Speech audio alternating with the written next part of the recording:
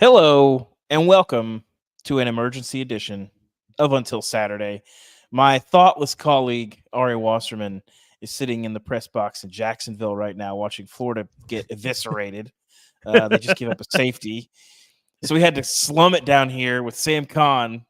Sam, I appreciate you joining us. It's always great to be on here with you. We have some football to talk about. We forecasted this on the pick show before on Thursday. I said too many of these elite teams were going on the road this week to play competent teams. Kansas is many things. They're obviously competent, and we saw one today. Oklahoma goes down. Felt like Kansas lost this game like 3 separate times and then didn't lose the game. Lightning delay, all kinds of stuff. The fans stuck it out. Sam, what's your biggest takeaway from Oklahoma going down and the idea of a spotless season going with it? Yeah, I think at some point you had to figure, even though Oklahoma looked as good as they have, I mean, they were by no means perfect. So I didn't necessarily think they were going to go into the Big 12 championship at 12-0. I thought 11-1 was probably the right spot. It just depends on which one would be the hiccup. And this happened to be the one. And you look at it, I was listening to you guys on the pick show the other day, and, Kansas on the road, and Kansas is a home dog that's a good team, which Kansas is. That is always a tough spot. And this is a Kansas team that has played Oklahoma really well the last few times they played them. They lost 52-42 in Norman last year. They lost 35-23 in 2021. You guys remember the Caleb Williams having to strip the ball away, to preserve that win late. And so even though Kansas hasn't beaten Oklahoma, they've been pretty competitive with them. I even remember the Puka Williams about 5-6 years ago when they scored 40 on a really bad Oklahoma defense. So this is a program that has been competitive with Oklahoma. I say that despite the fact that this is the first time that Kansas has beaten Oklahoma in 19 tries. Oklahoma has 18 straight wins over KU. So to finally get over the hump here for the Jayhawks is huge. Certainly it impacts the Big 12 race because now you have, as we sit here at this very moment, 6 teams sitting with one loss. 5 teams. Oklahoma, K-State, Iowa State, Texas, and Oklahoma State all have one conference loss at this point. Iowa State's playing right now and beating Baylor by double digits the last I checked. So it's going to make for a really fascinating stretch in the Big 12 race. But it's a big win for Kansas, a big program for Kansas, and to do it with your backup quarterback, Jason Bean, who's probably better than most teams' backup quarterbacks because we've seen what he can do, and he was terrific today.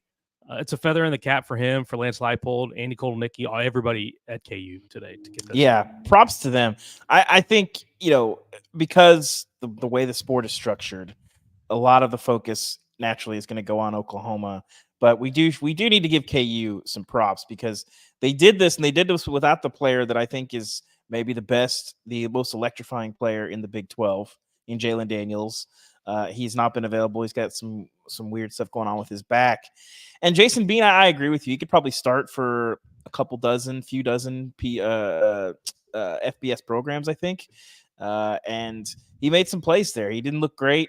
I think it felt like they lost the game when he threw consecutive passes directly to Oklahoma defenders. But I think it says a lot about this team that everybody's invested. You get the defensive stop that you need. Oklahoma sort of helps you out a little bit by, going and getting that false start penalty. They end up punting it. The special teams botches the play, can't find the ball in the sky, and you get that win. It's a huge, huge win for them. And I think, too, I'm not going to say the environment was a huge part of this today because of the weather and all those factors. And, you got big noon kickoff there and all that stuff, but the weather was going to make it tough to have a really special atmosphere. But I do wonder how much in the locker rooms and the teams themselves. We've been saying it all preseason. Every time Texas and Oklahoma go on the road, it's going to be tough. And I think you saw a little bit of that today. Oklahoma's a better team than Kansas, but they didn't look like it much today. Kansas played them toe-to-toe. You hit on Andy Kolnicki. I mean, the amount of plays that they were scheming up to get guys in space, especially on that last drive, You know, that route combination that freed up the tight end wide open. You're basically putting that linebacker in a no-win spot where you've got a guy in the flat. They release the tight end, and he's got to pick. Do you want to give a guy, the ball to a back in the flat with a ton of free space, or free up the tight end and hope your safety sees him? It's not a great choice to be in, and that's play design. That's Kotelnicki right there. And again, I think Lance Leipold, a fantastic coach in his own right. We'll talk a little bit more about him a little bit later. But Sam, the Big 12 doesn't have any undefeated teams left. Mm. So you're looking at it and you say, okay, well, Oklahoma and Texas are obviously your best hopes to get home and to finish the job and get a Big 12 team in the playoff. I would say, just me reading the tea leaves here, I'm not sure that I see that necessarily happening. Kansas State's already got 2 losses, a dangerous team in their own right. I'm not going to say the Big 12's out of the playoff race, Sam. They're not. But it feels like the odds went from like 45% to like 20% the Big 12 gets a playoff team in. Where do you stand on where this league is now in terms of getting a team in that 14 playoff? Yeah, it's very precarious right now because Texas and OU, one of those teams has to run the table and then win the conference title game. And that Not conference title game impossible. will be a coin flip probably, unless Yeah. even if K-State gets there. K-State's a really good team. They'll be an underdog, but they can beat you. TCU learned that the hard way last year. But if Texas and OU play a rematch, I don't know about you, Sam, that feels like a coin flip to me. It should be a great game, but you got to hope that both of your teams win out through the last month of the season, which is never easy. And it's not easy. Look at OU's upcoming games. OU's upcoming games next week. They go to Stillwater for Bedlam. Good luck. Which Good you luck. know. And by the way, Oklahoma State has woken up a little bit. They started to play much really improved. Well. They handed it to K-State. Ollie Friday Gordon nighter. running the ball, getting it done, and then they have a road game on November 18th at BYU. So very, very tricky schedule for Oklahoma in November. And of course, with Texas right now, I think the last time I checked, they were up 14-3 on BYU. But Texas is going to have to kind of manage as long as they can without Quinn Ewers. And so far, the Malik Murphy has been a little up and down. He's made some ill-advised throws, but I do think they've the play calling has been a little bit better in terms of getting other guys involved, and they got a special team touchdown too. But yeah, it's not a layup for Texas and Oklahoma to run the table the rest of the way. So no. I think you're right that the Big 12's playoff hopes are in position right now. Not impossible, obviously. They're still there, but it's not going to be easy. But I'll say this though. The race to the end is going to be fun because you got Oklahoma State coming.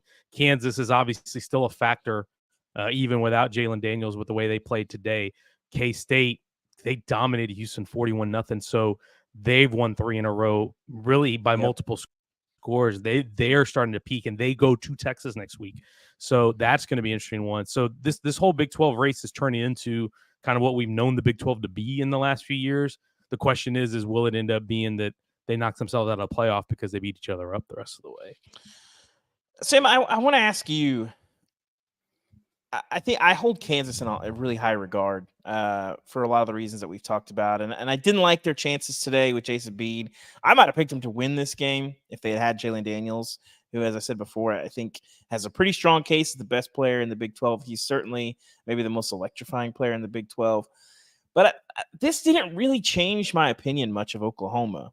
You know, at the end of the day, they weren't good enough to just sort of show up with a B-plus game and run the table in the Big 12. But I don't think, Kansas is certainly a good team. This just feels like when you go on the road and you play good teams, you lose games. This is kind of who I thought Oklahoma was, a really good team that was undefeated and had one quality win. Am I forgetting someone besides Texas? I don't think I am. I guess you could put SMU. I mean, SMU starting to look like a quality win right now. SMU. Well, that's a quality win, but that's not kind of that's not a when it happened. win. But yeah, I guess no. I guess we got to rank our wins, our quality wins, our statement wins. But you know what I'm saying. So anyway, you're sitting there, and so you got to have them up where they are. But it's like, is Oklahoma one of the 6-7 best teams in the country? I don't know about that. So Did this change your opinion of Oklahoma at all, Sam? I think the only thing that troubles me really with this is just how bad they were on the ground defensively, because they've been a pretty solid run defense this year, only giving up 3.3 yards per carry before today. I don't think they've really given up more than 150 yards in a game. Is that in the top Rushing 50 or close?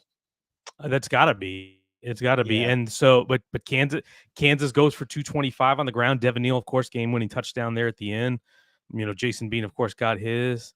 Highshaw got his, and so it's like that is a little bit concerning for me if I'm Brent Venables, just to give up 225 to KU on the ground. But again, you give credit to Kotelnicki and Kansas, because they put your linebackers in conflict so much with all the pre-snap motion and all the window dressing they do before the snap. So is this a one-time thing? I would think so, at least for now. But I still think it's a good team.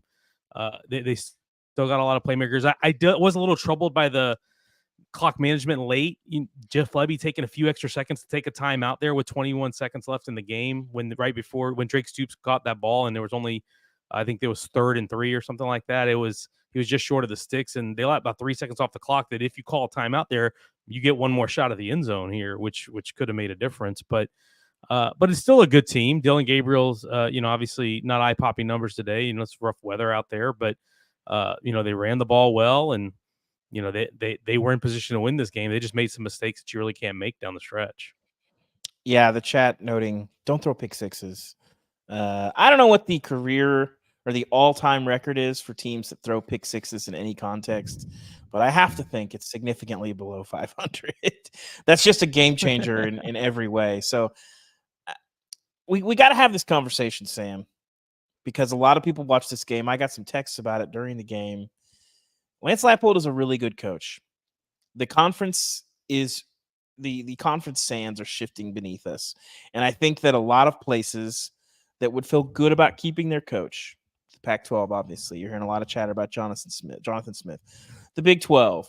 I don't really want to have the debate of the ACC versus the Big 12 is the third best, whatever. The reality is that if you're not in the Big 12, you're not in the SEC and you're not in the Big 10, that there's always going to be chatter because the Power 5 is going away. It's going to be the Power 2. And I think the reality is that if Kansas wants to keep Lance Leipold, you're going to have to pay up for him. I'm not going to say, it's a foregone conclusion that he's gone. But you keep winning games like this. You keep doing this. And I don't think anybody's forgotten the situation that he took over. And to get them from that to not just beating Oklahoma, this is an upset, Sam. This wasn't unthinkable. This wasn't crazy. Kansas just played Oklahoma and played them well. You're going to have a lot of people coming after your coach. And I think this will be an interesting litmus test for, where Kansas is. And I don't envy a lot of these programs that are not in those two major leagues and are going to have trouble holding on to a coach. And I'm very intrigued to see what the future holds for Lance Leipold, a guy that, don't forget, he was at Wisconsin Whitewater for 8 seasons and won 6 national titles. That's pretty good. And I think today a lot of AD's eyes probably perked up, and we'll see. What do you make of that future? Yeah, I think the one thing that's clear with Leipold is that he does value fit, and he's a builder. You mentioned his history at Wisconsin Whitewater. He's a small school guy. He doesn't seem like the type to just jump. He was at Buffalo, I think, for 6 seasons it was. He's not somebody that's just jumping really quickly after 2, 3, 4 years. It doesn't seem. He's been a guy that seems like he stayed and stuck at spots for a while because it's a build, and he's taken challenging jobs that require a build. This was a really challenging situation, and he was able to bring so much of his staff with him along, guys that have been with him all the way back to his D3 days. And I think that's important. So I think, yeah, of course, when this happens, yeah, that's going to be a factor. People are going to want to hire him, but it's a question of, is it a right fit for him? And is he going to be able to bring who he wants to bring and do it the way he wants to do it? Because I think that's really important. And I think he's shown that. But Buddy, he's one of the best coaches out there in college football. I don't think there's any question. Winners win. And I say the same thing about Willie Fritz, who's over at Tulane.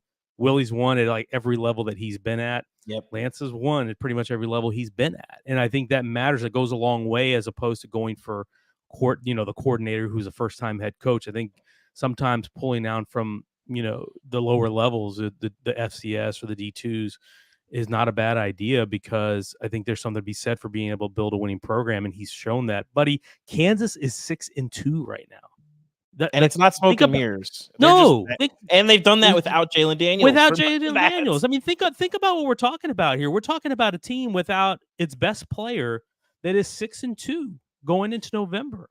And let's not. I thought you if glossed Jalen over Daniels one was fact, healthy, Sandy. You glossed over one fact here, which is that Kansas's quarterback might be the best player in the Big 12. Yeah. That alone is insane. And then you don't have him, and you're 6-2 anyway. That's why. Yeah, I thought if he was healthy, I thought if Jalen Daniels was healthy, I think I wrote this when we did some preseason stuff in August. I said if Jalen Daniels was healthy, I thought this was an 8-win football team. But they're going to win 8 games without Jalen Daniels. I mean, it's incredible, and it's a testament to what they've done, because when you think about where they were from a scholarship standpoint, how bad that program was, how long they went without a Big 12 win. Yeah. And now they're a real factor in this league. And like I said, you don't look at this game against Oklahoma and think of it as a fluke. It wasn't. It went back and forth, and they traded punches with them. And Kansas made their own mistakes too. You mentioned at the end, Jason Bean almost gave it away at the end there. Devin ran the ball in for a score when I think you probably would have liked to take a knee and just take the field goal at the end there, but they still were able to get it done. Yeah.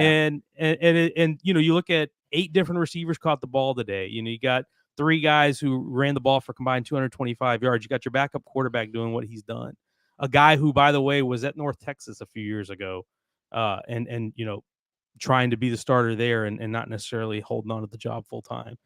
This is what Lance Leipold has built, and it's a testament to him and his staff and the players for believing in it. Well, Sam, any given Saturday, we talk about it. We see it. It's hard to go on the road. Teams, I say this at the beginning. Well, I usually say it around week 2, week 3, that I remind people that teams full of 18 to 23-year-olds do not have static value from week to week. Their value changes a lot. And we get games like this. We warned people on Saturday or on Thursday it was coming somewhere. It was going to be someone. It was almost Penn State. They tried really hard to give that game away, and Indiana said, no. Allow us. But a lot of good football today. A lot more still to come tonight. We will see. I will be there. Ari will be done in Jacksonville. We'll be live later tonight, our usual show. Sam, always great jumping on with you. Thanks for talking about this. Thanks for watching the game. Thanks for sticking around on the Until Saturday YouTube feed. Thank you, guys. We'll see you tonight with myself and Ari Wasserman.